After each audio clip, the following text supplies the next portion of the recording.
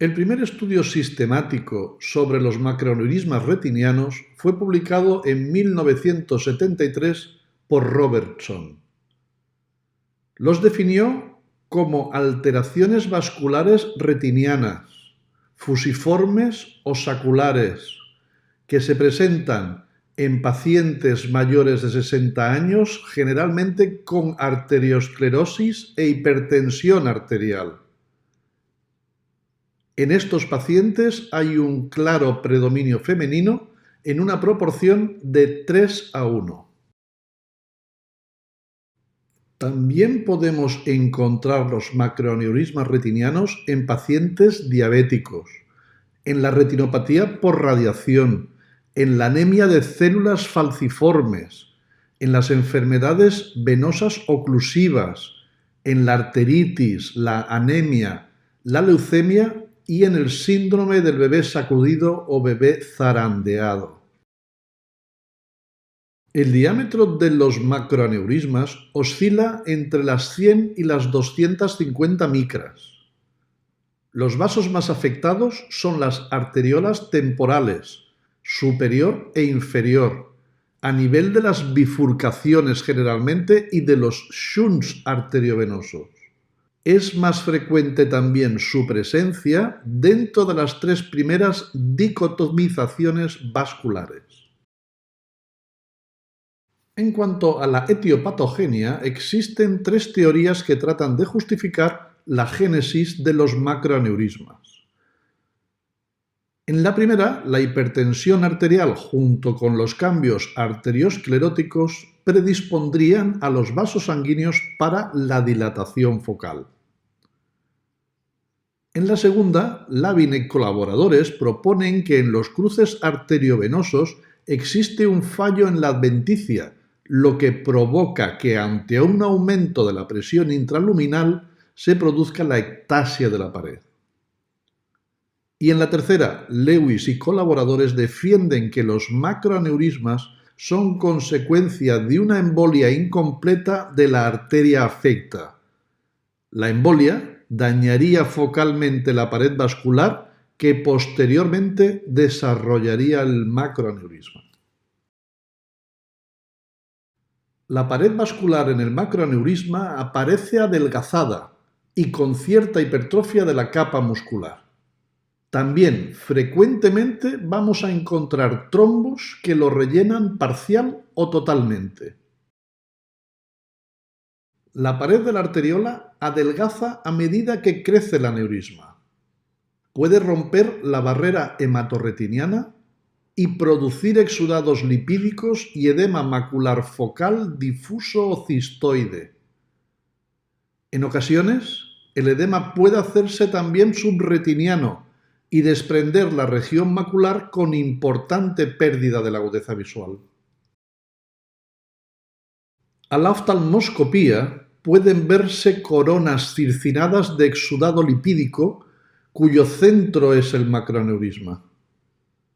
La pared arteriolar también puede romperse y producir un sangrado subretiniano, intrarretiniano, epirretiniano o una hemorragia vítrea con disminución súbita de la agudeza visual.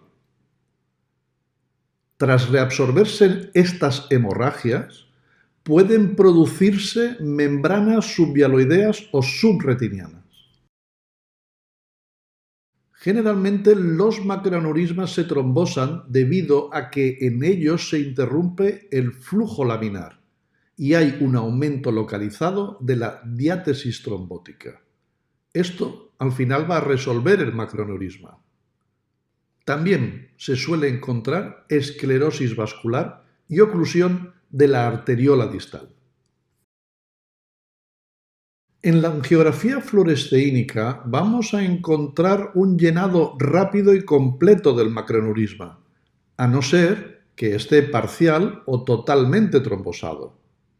También existe extravasación de contraste a ese nivel y la arteriola distal puede hallarse obliterada. Se deben observar las fases avanzadas de la angiografía para descartar el edema macular. Podemos realizar el diagnóstico diferencial con la enfermedad de Coats en aquellos casos que exista una exudación importante y con la enfermedad de von Hippel-Lindau. Aquí a la derecha podéis ver una foto de esta última. En el tratamiento puede ser útil la fotocoagulación con láser si existe exudación, edema macular o sangrado. La fotocoagulación puede ser directa sobre el macroaneurisma o indirecta sobre el área circundante o combinando las dos técnicas. También se ha utilizado la terapia intravítrea con anti-VEGF.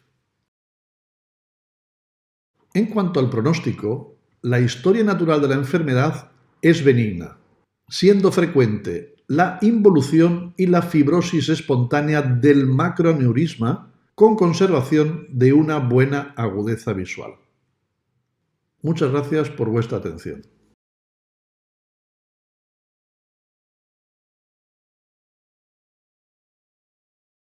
Vamos a repasar de forma rápida la anatomofisiología de la pared vascular alterada en la hipertensión arterial, que es la que nos variará el reflejo vascular. Esta pared vascular está dividida en tres túnicas: la túnica íntima, la túnica media y la túnica externa. La túnica íntima es la que está más cerca de la luz vascular y está formada por el endotelio, que está en contacto con el torrente sanguíneo, y el subendotelio, que es la membrana basal donde se asienta el endotelio.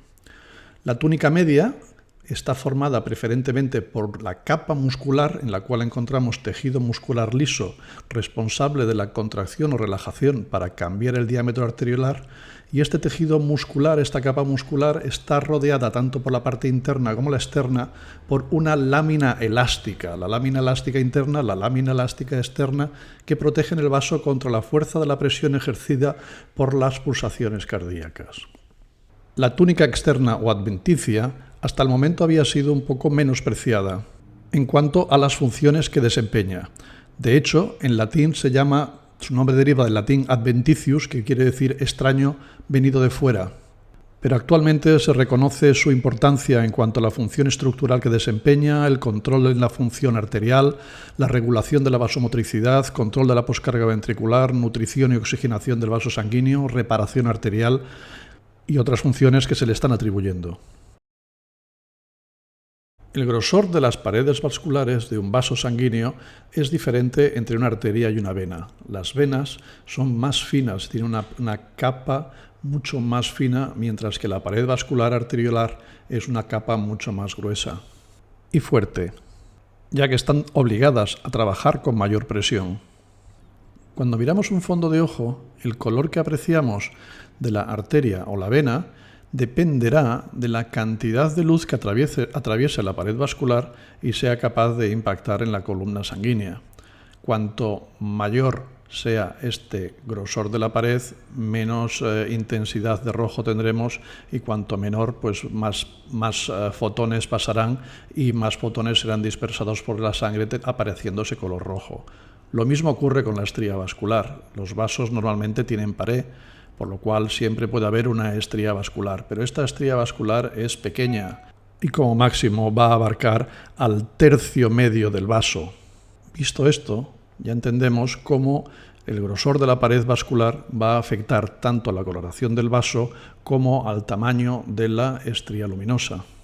Entonces, ¿en qué nos influye la hipertensión arterial para cambiar tanto la coloración como el grosor de esta estría luminosa? Pues lo que nos contribuye es que en la hipertensión arterial lo que se produce es un engrosamiento de la pared arteriolar. Puede ser debido a dos causas. Una de ellas a la hipertrofia de la capa muscular y la segunda porque hay una fibrosis, una hialinización y una arteriosclerosis que afectan a la túnica externa, a la adventicia. Estos cambios de la pared vascular harán que los fotones no logren atravesar esta pared o la hagan cada vez con más dificultad, y entonces se verá alterado el color característico rojo y se verá alterado también el reflejo arteriolar o el reflejo vascular, porque también lo tiene la vénula central de estos vasos sanguíneos. El primer signo clásicamente descrito es la arteriola en hilo de cobre. El hilo de cobre es debido a que esta pared arteriolar ha aumentado su grosor y entonces los fotones no son capaces de atravesar totalmente esta pared vascular, con lo cual en vez de ese aspecto rojo ya tiene un aspecto cobrizo, y luego la estría luminosa central ya no solamente es 1/3, sino que ha aumentado de tamaño debido a que esta pared vascular gruesa muestra una mayor reflexión de la luz que le llega. Y el segundo signo, clásicamente descrito como arteriola en hilo de plata, lo que refleja es un aumento tremendo de la esclerosis, del aumento de la adventicia, de fibrosis de este vaso sanguíneo de la arteriola. En él, clásicamente, los que primero vieron los fondos de ojo con esta forma describieron este vaso sanguíneo en hilo de plata. Este es un signo muy característico de una arteriosclerosis muy importante. Para los más observadores habéis visto que también hay un cruce arteriovenoso patológico, un signo de Gunn. Lo dejo para que lo miréis en nuestro vídeo que hablamos de este signo.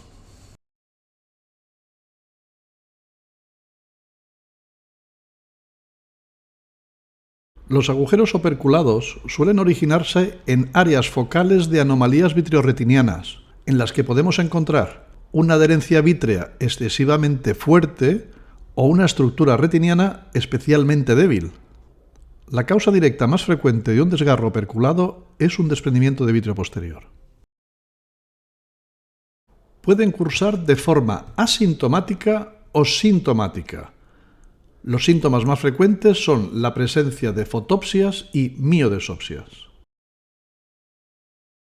Este tipo de desgarros se encuentran situados con mayor frecuencia entre la ora serrata y el ecuador retiniano, zonas donde la retina es más delgada que en la región más posterior.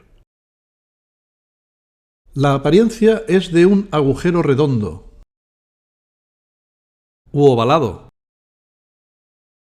con un opérculo libre flotando en la cavidad vítrea de forma interna respecto al agujero y todavía unido al córtex vítreo posterior, que ya se encuentra separado de su aposición retiniana.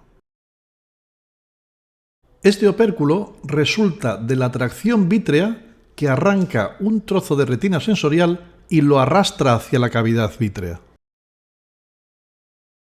Una vez el opérculo es arrancado y arrastrado hacia la cavidad vítrea, sufre un proceso de degeneración y se contrae, reduciéndose su tamaño y haciéndose más pequeño que el agujero que ha dejado formado. A veces puede haber un collar o círculo blanquecino en la retina situada alrededor del agujero. Esto representa un desprendimiento de retina localizado. Normalmente, este desprendimiento se encuentra a menos de un diámetro papilar del borde de la ruptura. No existe un consenso sobre el tratamiento de los agujeros operculados sintomáticos y los asintomáticos. Normalmente, la fotocoagulación profiláctica mediante láser suele recomendarse para los casos sintomáticos. Pero nosotros creemos que el tratamiento fotocoagulador de los agujeros también asintomáticos puede reducir el riesgo de desprendimiento de retina, con un riesgo mínimo o nulo para el paciente.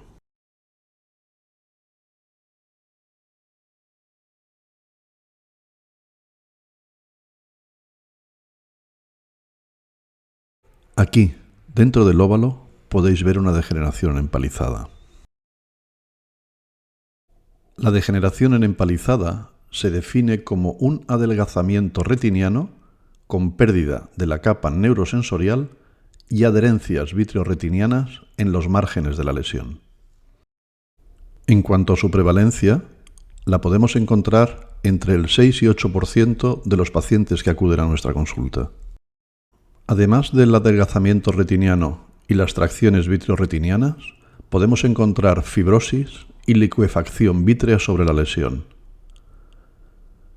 Tenemos una forma típica y una forma atípica. En la forma típica encontramos adelgazamientos bien delimitados, con líneas blancas cruzadas. Esta es la forma que presentamos aquí. La forma atípica se encuentra adyacente a los vasos retinianos, en un patrón radial. Podemos encontrar lesiones en forma ovalada o lineal, Puede ser una lesión o pueden ser múltiples. Pueden tener depósitos amarillos, o pigmento, o agujeros atróficos, o también desgarros retinianos. En este tipo de lesión existe el riesgo de desprendimiento de retina reumatógeno por tracción vítrea o por agujeros atróficos. El desprendimiento de retina se encuentra entre el 14 y el 35% de los casos según las diferentes series estudiadas. Debido a esta alta tasa de complicación con desprendimiento de retina, se recomienda el tratamiento con láser profiláctico, comúnmente en aquellos pacientes que presentan tracción vítrea y desgarros retinianos asociados con miodesopsias y fotopsias. Aquí podéis ver a gran aumento una degeneración en empalizada típica. Y aquí podéis ver otro caso clínico de un desgarro retiniano sobre un área de degeneración en empalizada. Alrededor del desgarro se aprecia una zona de desprendimiento de retina en la cual se ha contenido su avance mediante fotocoagulación láser. A gran aumento podéis ver con claridad la degeneración empalizada, sus características líneas blancas que la cruzan y los pequeños parches de degeneración pigmentaria. En este otro caso clínico vemos un desprendimiento de retina inferior con múltiples agujeros retinianos. Y aquí a mayor aumento podéis ver con claridad las líneas blancas que caracterizan la degeneración en empalizada sobre la que se asientan los agujeros retinianos.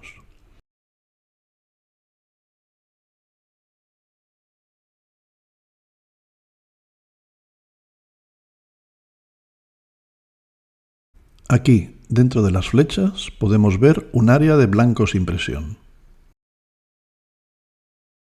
El blanco sin presión se define como una apariencia blanca distintiva de la retina periférica sin necesidad de que exista indentación y sin estímulo mecánico.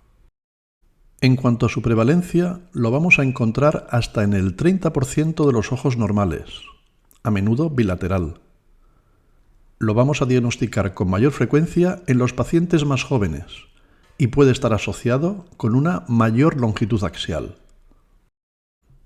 Característicamente, en esta lesión, la retina es más blanca que la retina normal y las marcas coroideas subyacentes están prácticamente desaparecidas. La vamos a encontrar entre la región postecuatorial y la base de vítreo y ora serrata. El color blanco de la retina en la lesión se va a acentuar aún más con la depresión escleral. Los márgenes de la lesión normalmente están claramente demarcados de la retina normal y su blancura se va a acentuar aún más si hacemos una depresión escleral. Se desconoce la causa exacta de esta lesión. Una escuela de pensamiento afirma que es una manifestación de la tracción vítrea periférica, mientras que otra escuela de pensamiento cree que es simplemente un reflejo anormal de una interfase vitreoretiniana estructuralmente normal. Frecuentemente su apariencia puede causar confusión con el desprendimiento de retina subclínico y la retinosquisis. Pero si intentamos, podemos ver claramente que la retina todavía está yuxtapuesta al epitelio pigmentado retiniano. No es necesario realizar tratamiento, ya que existe un riesgo bajo de asociación con desprendimiento de retina. Se debería controlar a los pacientes anualmente o como máximo cada 2 años. Aquí, señalado con las flechas, podemos ver otro caso clínico de blanco sin presión. La lesión está claramente definida y los límites están perfectamente delineados. Frecuentemente la podemos encontrar rodeada en su borde más posterior por una línea de color rojo oscuro u oscura, como podemos ver en este caso. Las áreas de blanco sin presión están frecuentemente asociadas con otros tipos de degeneraciones retinianas periféricas, como la degeneración en empalizada.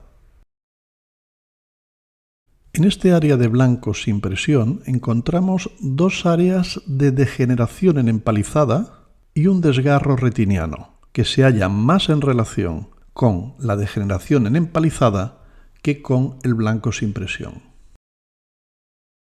Y en este otro caso clínico de blanco sin presión podemos encontrar otra frecuente asociación: la degeneración en copos de nieve.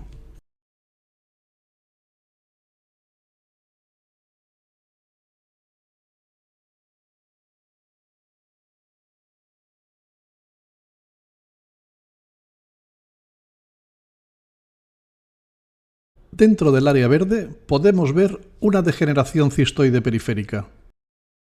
Esta lesión se define como múltiples cavidades microquísticas intrarretinianas que se observan con mayor frecuencia en la retina periférica temporal. Característicamente son pequeñas vesículas amarillas, con bordes borrosos y que se sitúan sobre un fondo gris.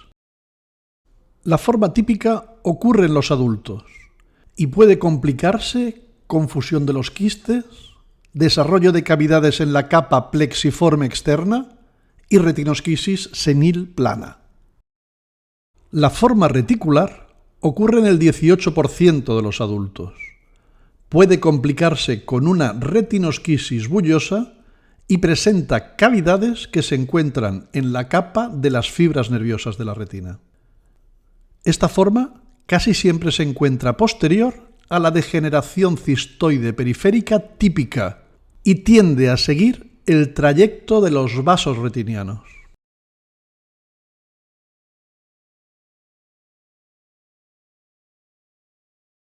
Aquí la podemos ver con un poquito más de aumento.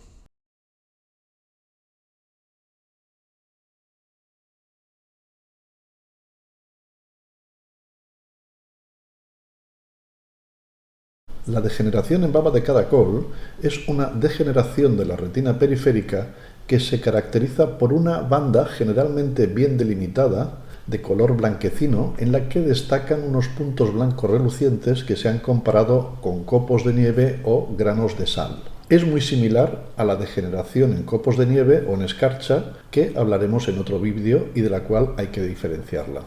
Ocurre principalmente en ojos de pacientes jóvenes con miopía, y su frecuencia no aumenta con la edad.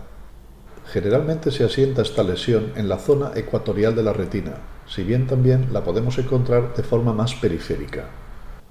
Histológicamente consiste en la degeneración de los elementos neurales de la retina, lo que conduce a una atrofia de los tejidos con depósitos de lípidos en las capas retinianas más internas.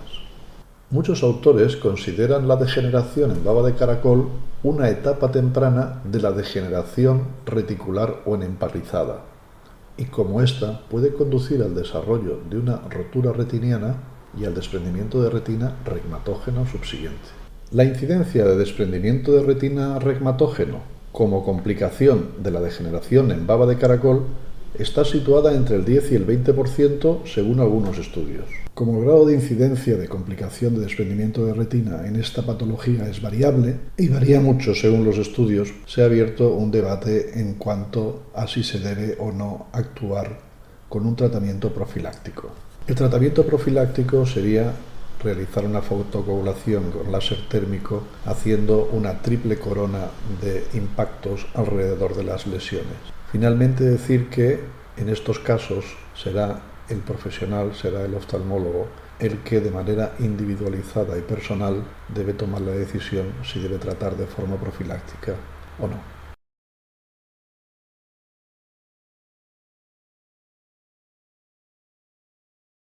La presencia de exudados duros, lipídicos o lipoideos corresponde a dos hechos que lo provocan. El primero es la rotura de la barrera hematorretiniana y el segundo es la alteración del flujo axónico. Esto va a traer como consecuencia que haya un edema retiniano crónico y un acúmulo por depósito de sustancias de desecho. La rotura de la barrera hematorretiniana va a provocar que de los vasos escape mayor cantidad de fluido y va a provocar un edema que ha de ser característicamente crónico, y no solo va a salir fluido, sino que va a salir otras sustancias que se irán acumulando. Además, esto empeora al haber una alteración en el flujo axónico, ya que el flujo axónico sería en parte también responsable, contribuiría a disminuir ese edema retiniano, a evacuar fluido y al mismo tiempo a retirar esas sustancias que se están acumulando. Por lo tanto, ambos contribuyen a que haya el edema y que se acumulen sustancias de desecho. Uno porque contribuye a que se formen y el otro porque contribuye a que no se evacúen. En la composición de los exudados duros encontramos sobre todo lipoproteínas y otros lípidos y macrófagos. Se sitúan en la capa retiniana plexiforme externa y tienen una coloración amarilla brillante. Sus bordes son irregulares y nítidos. Este tipo de exudados tienen una larga duración e incluso pueden tardar años una vez ha desaparecido la causa que los produce. En las fotografías podéis ver en la superior los exudados duros a gran aumento y en la inferior cómo se aprecian en el conjunto del polo posterior. En este paciente con retinopatía diabética podéis apreciar la diferencia entre los exudados duros y los exudados blandos. Exudados duros tenemos aquí en mayor cantidad, hay más y distribuidos en más sitios y están señalados algunos con la flecha verde, y exudado blando algodonoso tenemos uno en la parte superior señalado con la flecha azul.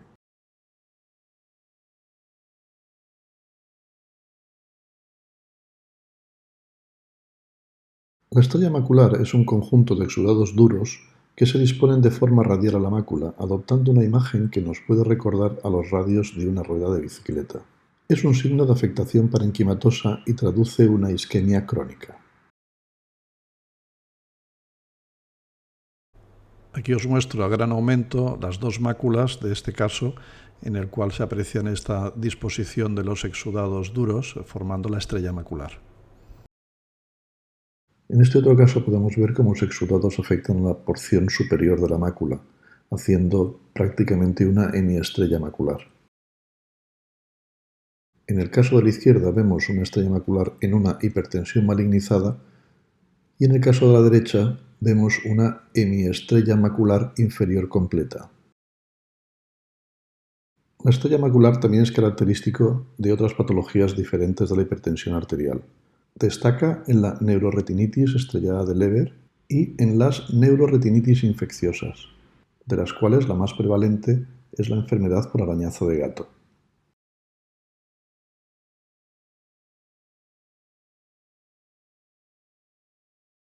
Los microaneurismas es el primer o de los primeros signos que vamos a ver en la retinopatía diabética. Estos son dilataciones vasculares de tipo sacular y se ven como puntos rojos redondeados que podemos ver en la diapositiva de la derecha señalados con las flechas. Sus bordes son lisos y nítidos, debido a que el borde está formado por la pared vascular y esta se aprecia de forma lisa y la podemos ver de una manera nítida. Pueden ser arteriales o venosos y pueden tener un área de isquemia subyacente o adyacente al microaneurisma, como podéis ver en la foto inferior de una angiografía fluoresceínica señalado con la flecha roja, en la cual un microaneurisma está rodeado por una pequeña zona isquémica. Normalmente las paredes del microaneurisma son paredes más adelgazadas, algo debilitadas, pero sanas, aunque pueden tener fallos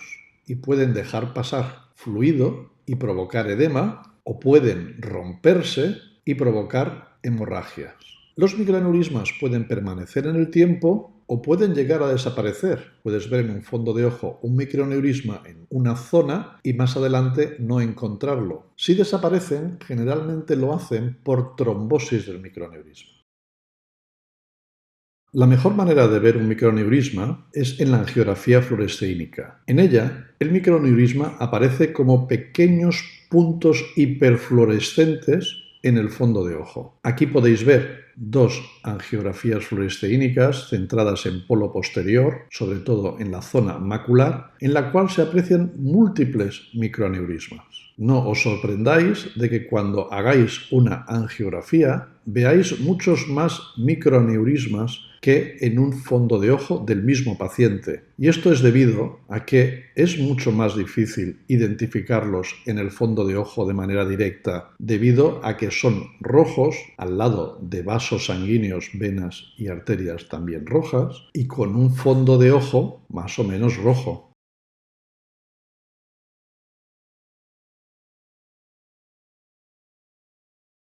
Otro signo muy característico de la retinopatía diabética no proliferativa son las microhemorragias. Estas se van a situar entre las capas de la retina, por lo que serán intrarretinianas. Como es una sufusión sanguínea, va a adquirir cualquier forma y se le llaman también manchas, porque es como en mancha de tinta. Como os digo, va a tener diferentes formas y los bordes son irregulares. Se diferencian así de los microaneurismas que, al estar separados por la pared vascular, su borde es regular. Sin embargo, la hemorragia, como es una sufusión sanguínea, vamos a encontrar que el borde puede tener cualquier forma y, desde luego, nunca va a ser regular. Por otra parte, los bordes del microaneurisma eran bordes nítidos porque también estaban contenidos en la pared vascular. Sin embargo, los bordes de la hemorragia no son nítidos, son difuminados, porque la sufusión sanguínea tendrá diferentes grados y se va a distribuir en el borde como un degradado. Habrá una zona que habrá más sangre e irá desapareciendo esa sangre hasta en un sitio en el que no haya nada de sangre, pero entre esos dos puntos habrá un degradado de ese borde. Por lo tanto, el borde es irregular y difuminado en la hemorragia. En la angiografía fluoresceínica, las hemorragias se ven como manchas de color oscuro en las cuales no hay fluorescencia. Eso es debido a que la hemorragia tapa la fluorescencia subyacente de la coroides y de la retina. Hace un efecto cortina tapando esa fluorescencia, por lo que aparecen como zonas, como manchas oscuras. Aquí podéis ver dos angiografías fluoresceínicas en tiempos diferentes, la primera muy inicial, la segunda en tiempos tardíos de la fluorescencia, pero en ambos tiempos podéis ver estas manchas, que hay muchas, pero yo os he señalado algunas con las flechas. Se ven esas manchas oscuras. Como hemos comentado, las microhemorragias intrarretinianas son muy características de la retinopatía diabética, pero también las podemos encontrar en las alteraciones vasculares, sobre todo venosas, en las endocarditis, en discrasias sanguíneas como alteraciones de la coagulación o leucemias, en los traumatismos oculares contusos y por traumatismo local como el desprendimiento de vítreo posterior, entre otros.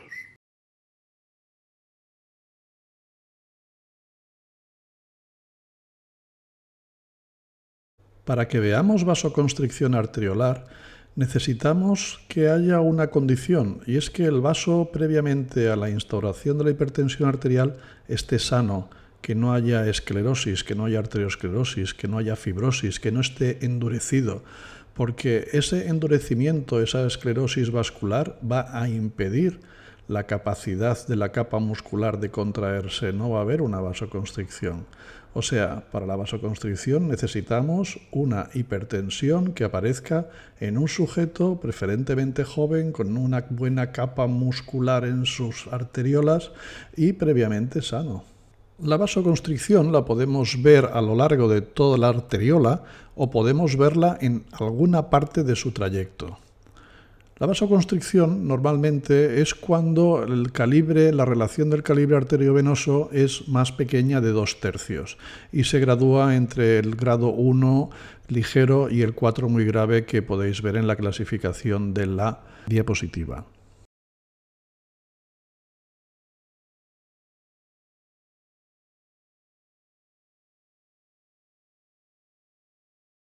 Normalmente los vasos retinianos tienen una tortuosidad fisiológica, tortuosidad que varía de una persona a otra. El aumento de la tortuosidad venosa lo vamos a valorar si en un mismo individuo existen vasos venosos como los que aparecen en la retinografía marcados con flechas.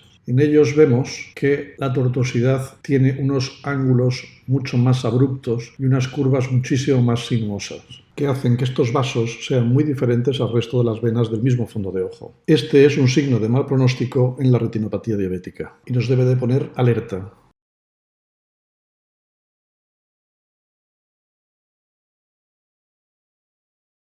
El grado máximo del aumento de la tortuosidad vascular venosa sería el arrosariamiento venoso, que tenemos en esta diapositiva marcado con las flechas. Como vemos en estos dos casos, adquiere una gran curvatura hasta hacer un círculo que imitaría a un collar o un rosario.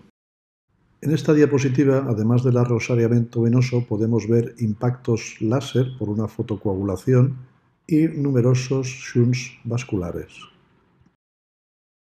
Aquí podemos ver la angiografía fluoresceínica del caso que se muestra en la portada. En ella podemos ver con claridad el loop venoso y justo adyacente vemos una gran área de isquemia parenquimatosa y un vaso fantasma debido a la amputación vascular de una rama venosa. Este signo lo vamos a encontrar en la retinopatía diabética y en otras patologías con conflicto vascular. En la retinopatía diabética es un signo de mal pronóstico.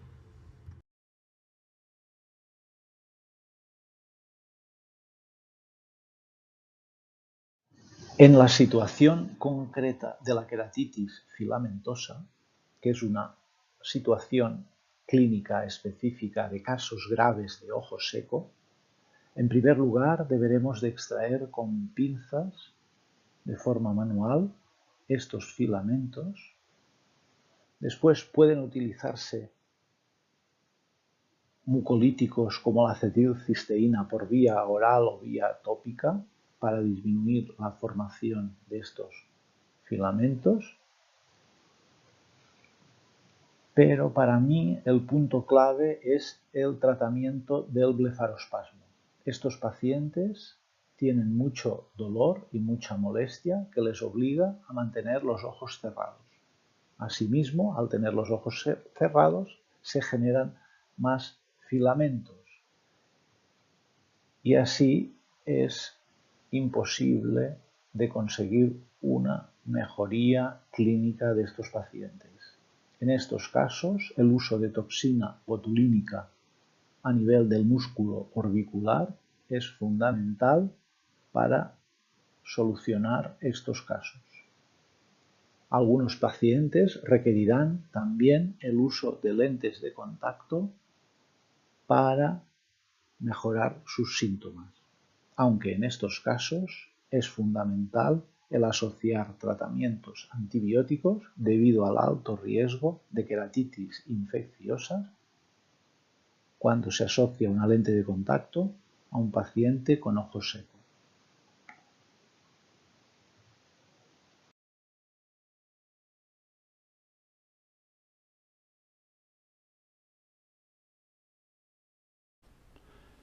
En los adelgazamientos corneales periféricos de tipo inflamatorio, vamos a encontrar los siguientes signos clínicos. En la fase aguda encontramos hiperemia periquerática, edema corneal periférico que puede disimular el adelgazamiento periférico, dolor, pérdida visual, fotofobia, epífora, blefarospasmo y, muy importante, debemos encontrar un defecto epitelial positivo a la tinción con fluoresceína y normalmente de carácter semilunar, puesto que es la córnea periférica en toda su circunferencia la que se puede ver afectada. También encontraremos infiltrado blanquecino, infiltrado inflamatorio en la parte periférica de la córnea, más o menos extenso y en la zona del adelgazamiento. También podemos encontrar perforación de la córnea en caso de que el adelgazamiento haya progresado hasta producirse la pérdida completa del estroma corneal periférico. En la fase crónica de estos adelgazamientos, ahí vamos a ver que existe un adelgazamiento, vascularización, una vascularización que puede simular un pseudoterigion, una entrada de vasos sanguíneos sectoriales en una parte de la córnea periférica. No va a haber defecto epitelial ni hiperemia periquerática, pero sin embargo sí que va a existir una irregularidad en el epitelio corneal en la parte periférica de la córnea y también una irregularidad topográfica. Debemos de valorar si existe o no existe escleritis asociada al adelgazamiento corneal y también valorar si existen signos a nivel de un solo ojo o a nivel de los dos ojos, si en caso de ser bilateral, normalmente nos apoyará más en una etiología de causa sistémica autoinmune de esta enfermedad.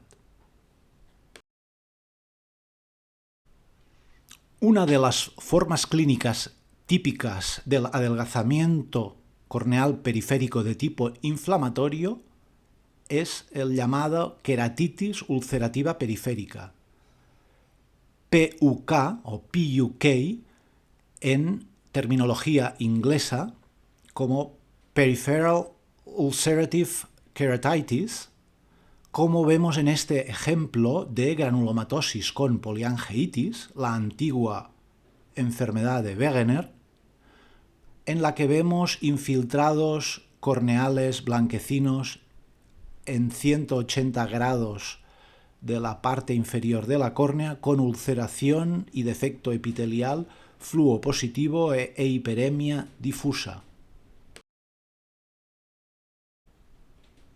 Aquí vemos un adelgazamiento corneal periférico inflamatorio en su fase crónica, correspondiente a un paciente con artritis reumatoidea y síndrome de Sjögren secundario, con una perforación autosellada y en la que vemos una irregularidad epitelial periférica pero sin defecto fluo positivo en el momento actual, y también vemos la presencia de una sinequia anterior periférica en una perforación autosellada con la encarceración del iris en la parte interna de la perforación.